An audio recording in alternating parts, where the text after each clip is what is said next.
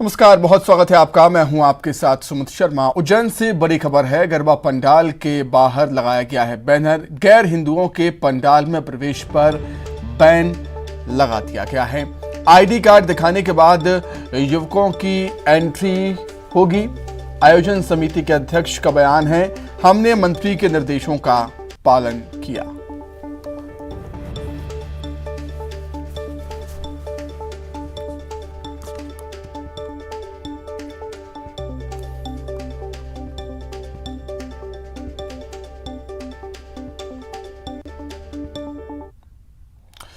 मध्य प्रदेश में एक बार फिर से राजनीतिक दलों के लिए नतीजों का दिन। 18 जिलों के कुल 46 नगरीय निकायों के कल नतीजे आएंगे। आइए एक नजर डालते हैं निकायों पर जहां के नतीजे आने वाले हैं।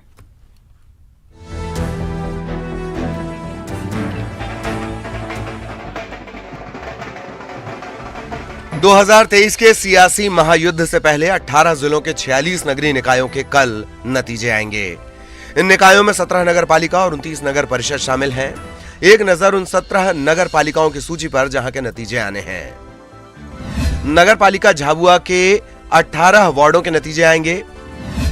नगर पालिका मंडला के 24 वार्ड, नगर पालिका नैनपुर मंडला के 15 वार्ड, नगर पालिका सारनी बैतूल के कुल वार्ड 36, नगर पालिका खुरई सागर के कुल वार्ड की संख्या 32, नगर पालिका गढ़ाकोटा सागर कुल वार्ड की संख्या 23, इनके भी नतीजे आएंगे।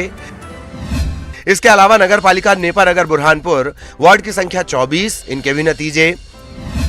नगर पालिका शहडोल वार्ड 39, नगर पालिका कोतमा अनूपपुर वार्ड की संख्या 15, नगर पालिका पाली उमरिया वार्ड की संख्या 15, नगर पालिका सौंसर छिंदवाड़ा वार्ड की संख्या 15, नगर पालिका जुन्नारदेव कुल वार्ड संख्या 18, नगर पालिका पांढुरना छिंदवाड़ा कुल वार्ड की संख्या है 30, नगर पालिका दमुआ ये भी छिंदवाड़ा जिले की नगर पालिका वार्ड की संख्या है 18। इसके अलावा छिंदवाड़ा की ही हर्रई नगर पालिका जहां वार्ड संख्या है 15, नगर पालिका अलीराजपुर जहां वार्ड की संख्या है 15, बालाघाट की मलाजखंड नगर पालिका जहां है 24 वार्ड। इन तमाम नगर पालिका के वार्डों के नतीजे कल आएंगे। इन नगर पालिकाओं के अलावा 29 नगर परिषद के भी नतीजे कल आएंगे। कुल वार्ड 814 हैं जिनके नतीजे आएंगे। यानी कल 3000 से ज्यादा प्रत्याशियों के भाग्य का फैसला होना है। ऐसे में यह देखना दिलचस्प होगा कि 8,42,000 से ज्यादा वोटर्स ने किसे अपने शहर की सत्ता सौंपी है। कांग्रेस अध्यक्ष पद के चुनाव को लेकर सस्पेंस अभी भी बरकरार है। दिग्विजय सिंह और शशि थरूर कल नामांकन करेंगे, लेकिन इस बीच किसी तीसरे बड़े उम्मीदवार के सामने आने का सस्पेंस भी बरकरार है। वैसे मध्य प्रदेश में अभी भी पुराने कांग्रेसी दिग्विजय की संगठन क्षमताओं के मुरीद रहे हैं, लेकिन दिग्विजय सिंह पर एमपी कांग्रेस की दो फार नजर आती है। इधर दिग्विजय सिंह के कांग्रेस के सर्वे सर्वा हो जाने से पहले ही बीजेपी खुद के लिए फायदेमंद बताने में जुटी है।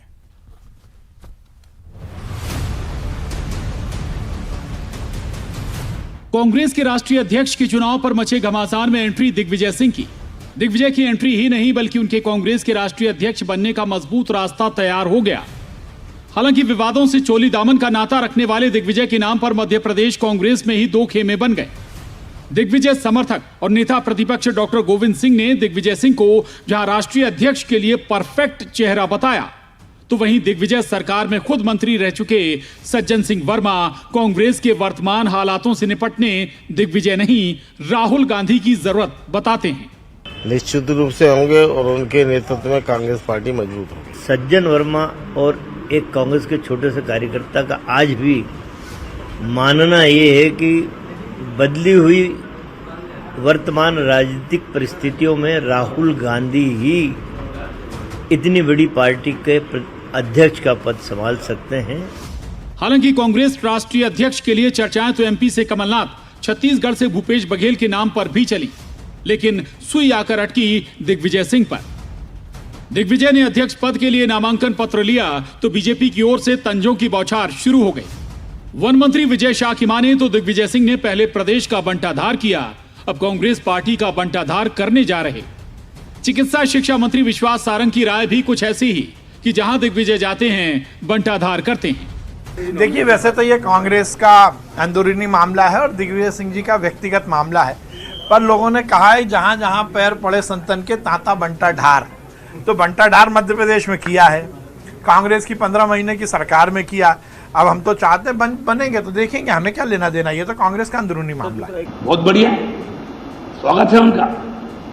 मध्य प्रदेश को बंटाढार करके अब देश का बंटाढार करेंगे, बहुत स्वागत। कांग्रेस अध्यक्ष के लिए शशि थरूर, पवन बंसल से लेकर कई नाम आए। लगा कि अशोक गहलोत भरोसे की बिना पर बाजी मार ले गए, लेकिन राजस्थान में गहलोत की जादूगरी में फंसी कांग्रेस की जमकर फजीहत हुई। जो कांग्रेस आला कमान को यह महसूस करा गया कि गहलोत के मुकाबले दिग्विजय ज्यादा भरोसेमंद हैं।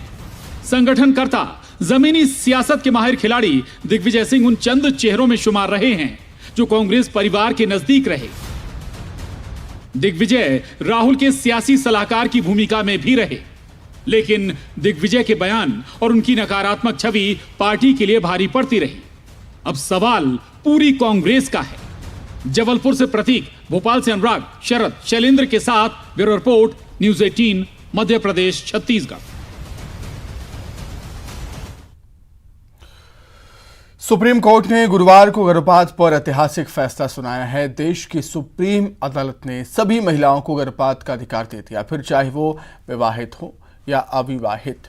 कोर्ट ने कहा है कि medical termination of pregnancy act के तहत 24 से 22 हफ्ते तक गर्भपात का हक सभी को है। महिलाओं के अधिकार से जुड़ा एक ऐतिहासिक फैसला सुप्रीम कोर्ट से आया है। अब सुप्रीम कोर्ट ने देश की सभी महिलाओं को गर्भपात का अधिकार दे दिया है, चाहे वो विवाहित हों या फिर अविवाहित। इस ऐतिहासिक फैसले में सुप्रीम कोर्ट ने कहा कि मेडिकल टर्मिनेशन ऑफ प्रेगनेंसी यानी MTP एक्ट के तहत 24 सप्ताह में गर्भपात का अधिकार सभी को है।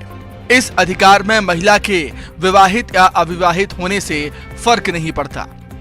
सबसे महत्वपूर्ण जो मैं मानती हूँ आज के जजमेंट की क्वालिटी है वो यही है कि ये रिप्रोडक्टिव राइट्स के पर्सपेक्टिव का है, कि आपने इसको ये नहीं देखा कि किस तरह से मेडिकली क्या है या फिर एडमिनिस्ट्रेटिवली क्या कन्वीनियंट है। आपने ये देखा कि महिला का अधिकार क्या है, और चाहे वो शादीशुदा हो चाहे वो अविवाहित हो, जो भी है ये उसका है। उसको तय करना है कि उसको आगे अपने शरीर के साथ क्या करना है। आज का फैसला जो सुप्रीम कोर्ट ने दिया है बहुत ही ऐतिहासिक है अपने आप में। ये फैसला इंडिया के लिए ही नहीं, पूरे भारत के लिए नहीं बल्कि पूरे विदेशों के लिए एक लैंडमार्क है। उनको सीखना चाहिए, देखना चाहिए कैसे यहाँ पे फंडामेंटल राइट्स की वैल्यू है। जो भेदभाव था मैरिड और अनमैरिड के अंदर वो हटाकर वो सबके लिए एक सेम पेडेस्टल पे, सेम फुटिंग पे दोनों को ला दिया गया है। अब कोई भी महिला इंडिया भारत के अंदर 24 हफ्ते तक चाहे अनमैरिड हो उसको भी उस रूल 3B में अंदर डालकर उसको अलाउ है कि अपना वो गर्भपात करा सकती है। सुप्रीम कोर्ट ने गर्भपात को लेकर गुरुवार को सुनाए गए अहम फैसले में कहा कि पति द्वारा किया जाने वाला दुष्कर्म मैरिटल रेप की दशा में भी 24 सप्ताह की तय सीमा में पत्नी गर्भपात करा सकती है। Medical termination of pregnancy act के तहत इसे शामिल किया गया है। यह अधिकार उन महिलाओं के लिए राहत देने वाला है जो अनचाहे गर्भ को जारी रखने को विवश हैं। जो शादीशुदा महिलाएं हैं उनके लिए भी कोर्ट ने माना है कि बहुत से ऐसे अब्यूजिव रिलेशंस होते हैं, कोर्ट से कि अब्यूजिव रिलेशंस है जिनसे वो प्रेगनेंसी नहीं चाहेंगी। तो इसका भी अधिकार उन्हें है कि वो चूज करें कि वो उस प्रेगनेंसी को आगे कैरी ऑन करना चाहती हैं या गर्भपात करवाना चाहती हैं। दिल्ली महिला आयोग की अध्यक्ष स्वाति मालीवाल ने भी सुप्रीम कोर्ट के फैसले का स्वागत करते हुए कहा कि अब सुरक्षित और कानूनी गर्भपात के लिए विवाहित और अविवाहित दोनों महिलाओं को अधिकार है। मैं इस पूरे जजमेंट को वेलकम करना चाहती हूँ। मुझे लगता है ये बहुत अच्छा और प्रोग्रेसिव जजमेंट है और हमें सोचना चाहिए कि हमारा सुप्रीम कोर्ट कितना अच्छा काम कर रहा है, क्योंकि अगर अभी हम देखें तो कुछ समय पहले ही यूएस के सुप्रीम कोर्ट ने ये कहा था कि अबॉर्शन का राइट महिलाओं को नहीं दिया जाएगा। तो मुझे लगता है कि ये बहुत अच्छा निर्णय है सुप्रीम कोर्ट के द्वारा, और महिलाओं और बच्चियों का उनकी शरीर पे पूरा अधिकार होना चाहिए, जो कि मुझे लगता है सुप्रीम कोर्ट ने भी माना है और इसीलिए ये निर्णय आया है। सुप्रीम कोर्ट ने महिला अधिकारों की दिशा में ये बड़ा फैसला 25 वर्षीय एक अविवाहित युवती की याचिका पर सुनाया। उसने कोर्ट से 24 सप्ताह के गर्भ को गिराने की इजाजत मांगी थी। दिल्ली हाई कोर्ट ने उसे इसकी इजाजत नहीं दी, जिसके बाद उसने सुप्रीम कोर्ट में गुहार लगाई थी। दिल्ली हाई कोर्ट ने 16 जुलाई के आदेश में युवती को 24 सप्ताह के भ्रूण को समाप्त करने की इजाजत इसीलिए देने से इनकार कर दिया था कि वो सहमति से बनाए गए संबंध की देन था। लेकिन सुप्रीम कोर्ट ने अपने फैसले में अब ये भेद मिटा दिया है। Bureau report, news 18 Madhya Pradesh Chhattisgarh. अब सुप्रीम कोर्ट के इस फैसले पर लोगों का क्या कुछ कहना है वो भी सुनाते हैं आपको। कोर्ट ने जो फैसला लिया है वो सराहनीय है, क्योंकि पहले क्या होता था कि जो अविवाहित महिलाएं हैं वो कई बार उनके साथ कुछ गलत व्यवहार या फिर रेप जैसी घटनाएं होती थी, जिसमें अबॉर्शन कराने का उन्हें अधिकार नहीं था। बच्चा चाहिए या नहीं चाहिए, ये एक महिला का अधिकार है। हाँ, जो सुप्रीम कोर्ट का जो फैसला है वो बिल्कुल ही सही है, क्योंकि अभी देखा जाता है कि ट्रेंड में ये है कि कई लोग कपल्स लिव इन में रहते हैं, तो ऐसे में ना चाहते हुए भी कभी कभार उनका प्रेगनेंसी हो जाता है, तो वो एक महिला, वो लड़की चाहेगी कि वो बच्चा ले, अडॉप्ट मतलब बच्चा को ले या ना ले, वो उसके ऊपर है। तो ये जो सुप्रीम कोर्ट का जो निर्णय है वो बिल्कुल सही है। अभी जो फैसला सुप्रीम कोर्ट का आया है वो बहुत सम्माननीय है, जिसको हम सब सराह रहे हैं। और ये बहुत ज़रूरी भी था कि लोगों को पहले जो लिव इन में रहते थे उनके लिए सबसे बड़ा प्रॉब्लम था वो दूर हो रहा है। रायपुर से बड़ी खबर है। सीएम भूपेश बघेल कवर्धा दौरा। कल सीएम भूपेश बघेल कवर्धा जाएंगे। कवर्धा पंडिया विधानसभा में लोगों से भेंट मुलाकात करेंगे। इंदौरी और कुकदूर गांव में चलाएंगे चौपाल। पंडिया विधानसभा को करोड़ों के विकास कार्यों की सौगात भी देंगे। 68 करोड़ 77 लाख के 81 कार्यों का लोकार्पण और भूमि पूजन करेंगे सीएम भूपेश बघेल।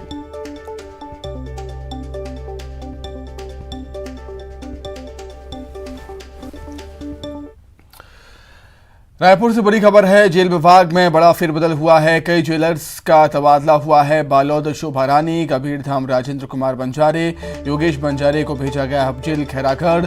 दिनेश ध्रुव का बेमितरा ट्रांसफर हुआ है। 6 फार्मासिस्ट का भी तबादला हुआ है। 56 जेल प्रहरी भी बदले गए।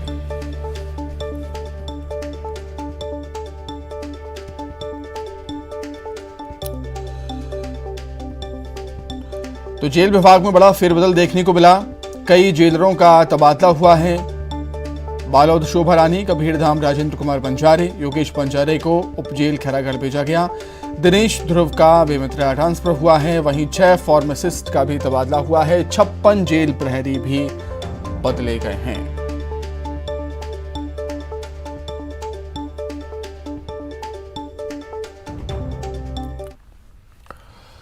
सीएम भूपेश बघेल ने पूर्व मंत्री बृजमोहन अग्रवाल और पूर्व नेता प्रतिपक्ष धर्मलाल कौशिक पर निशाना साधा। उन्होंने कहा कि 2023 से पहले बीजेपी ने कम से कम ये बात तो स्वीकारी कि उनकी हार होने वाली है।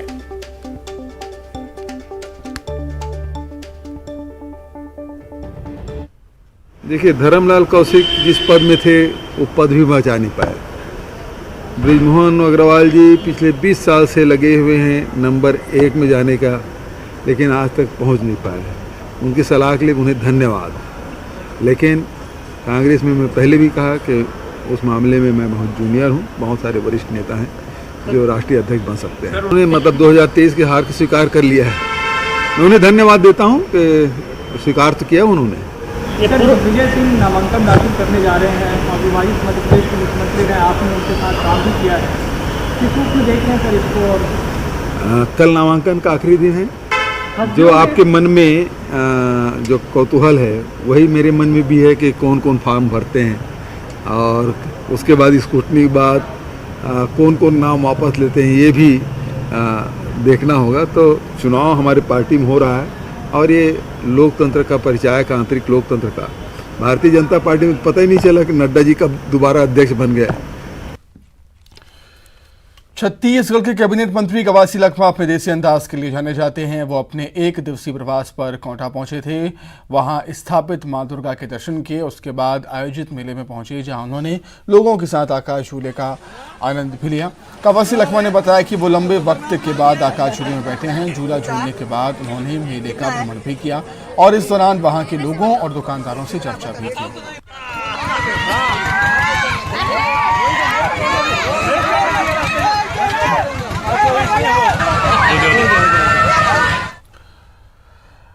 ग्वालियर से खबर है जहां पर शातिर चोर की करतूत सामने आई है। 60 सेकंड में 1,60,000 का सोना चुरा लिया चोर ने। हालांकि ये घटना सीसीटीवी कैमरे में कैद हुई है और पुलिस जांच कर रही है। चोर चोरी करते हुए सीसीटीवी कैमरे में कैद हो गया। 60 सेकंड में 1,60,000 का सोना इसने चुरा लिया। रायपुर में चल रहे road safety world cricket series में आज इंडिया लीजेंड्स ने ऑस्ट्रेलिया लीजेंड्स को 5 विकेट से हराया और इस तरह से इंडिया लीजेंड्स की टीम फाइनल में पहुंच गई है।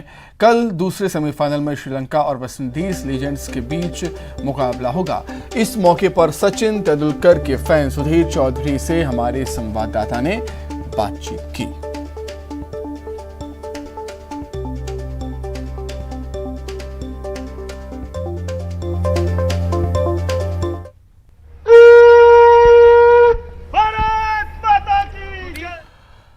तो इसी के साथ ही फिलहाल इस बुलेटिन में इतना ही। खबरें लगातार जारी है। नमस्कार।